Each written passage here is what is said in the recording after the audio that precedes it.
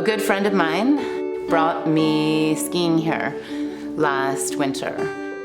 I will never forget that first day where we skinned up before the sun rose, and it was like no other world that I had ever experienced, no other winter world.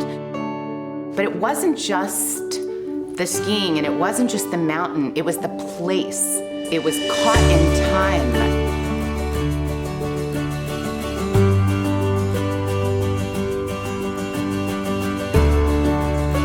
The Stark Mountain Foundation is necessary to fill the gap between what Mad River Glen can earn as a ski area and what it needs to sustain the ski area.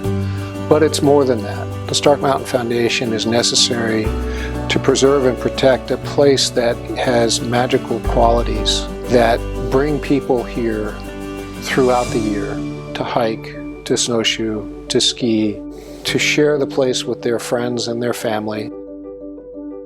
Stark Mountain, along with Mount Ellen, is located just north of 140,000 acres of protected Green Mountain National Forest land and just south of 31,000 acres of state and private conserved land. So it's a key part of a large landscape of protected land. It wasn't so much the skiing. For me, it was the feeling I get when I'm here and I'm in the woods or I'm on the trails. It's something you can't explain unless you've experienced it. There's a sense of adventure and creative adventure. Like you can find the trails between trails. For me as a kid, feeling completely comfortable at 5 years old to get on these lifts with another kid my age and ski this entire mountain. Yeah, I think that's a huge part of this mountain. The kids here, you'll find them everywhere, in places you think they shouldn't be, and then you watch them ski for 5 seconds and it's exactly where they should be.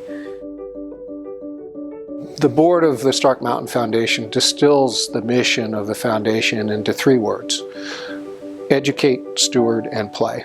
Stewardship includes working with other organizations like the Green Mountain Club and, of course, Mad River Glen to preserve the environment here and to preserve the ski trails and the historic features of this place. Running a ski business is hard, and running one like Mad River, where we've got focuses that aren't always on the bottom line, and we don't want to do things simply for profit. You have to find ways to be sustainable and other mechanisms. Our ability to invest in significant infrastructure and improvements and equipment would not have been possible without the Stark Mountain Foundation. We've begun looking outside of working with Mad River to more educational aspects for children. With the founding of the Kent Thomas Nature Center, we had hoped to establish a place both to save a historical building that had formerly operated as a rope tow, and then also to create a space where we could install interpretive displays so that people visiting would get a glimpse into the natural world and perhaps learn a little bit about the wildlife, the forests, the plants and the trees, the forest ecosystem of Stark Mountain.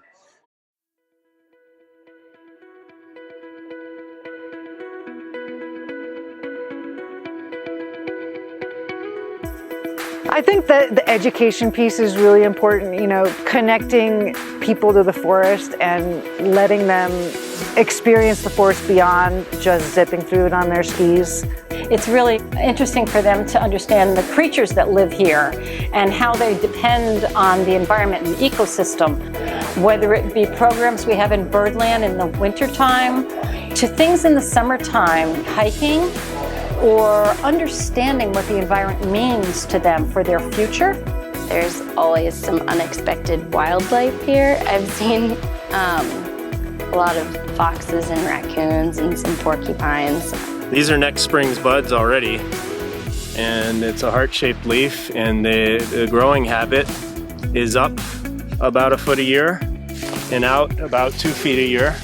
You're never alone on this mountain. There's always people here. And people come for the skiing and they start with that, and then they come in the fall for a foliage ride.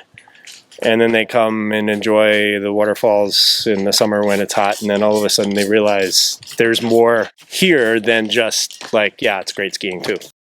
So Stark Mountain is basically smack dab right in the middle of the Green Mountains, and is really important for its wildlife connectivity, particularly in the face of a changing climate. It allows species to move both from the south to the north to high elevations, as well as from low elevation to high elevation to adapt to a changing climate. Folks might encounter a wide variety of animals here. Of course, I have a pretty strong fondness for the black bears. Sometimes we see moose and chipmunks and squirrels and ruffed grouse, snowshoe hare. We rope it off to get these trees growing. That's going to hold the snow, and you'll see a regen zone here. If you go further down, you can see trees that are 20 feet tall. Trees will grow, frankly, really easily with a little bit of protection, and that helps us hold those soils in, and that helps keep more water on the hill to help feed the snowmaking brook.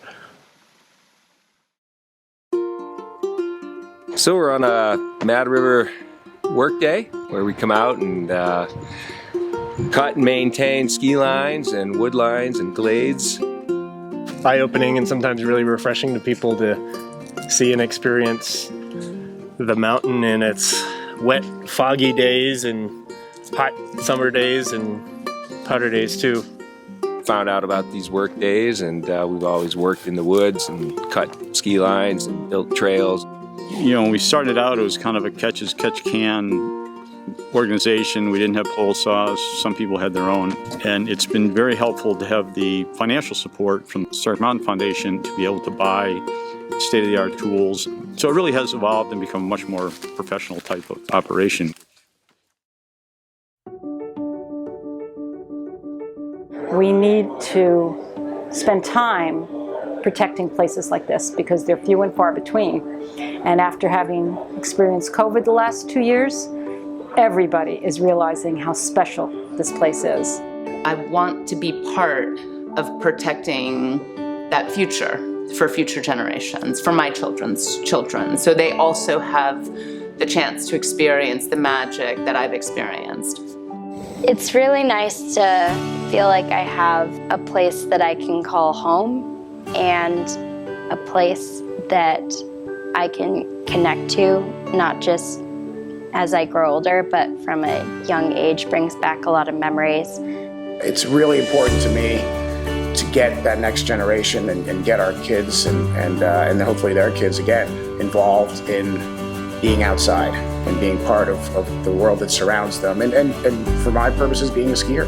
My grandfather came here. He was invited by the founder so long ago now, and I remember he came back. I think he was 87 at the time, and I remember he walked up to the base about where the snack shack is about now, and he looked around and he said, "This place hasn't changed a bit." People can help the Stark Mountain Foundation protect this place for future generations by contributing money. As a volunteer organization, would be delighted to have more volunteers. They've got a ton of passion for the area. They've got a ton of knowledge, and they're really making great strides to develop a foundation that can support their mission, the mission of the cooperative, and benefit all of us, going forward. And I'm really looking forward to being a part of it and working with them.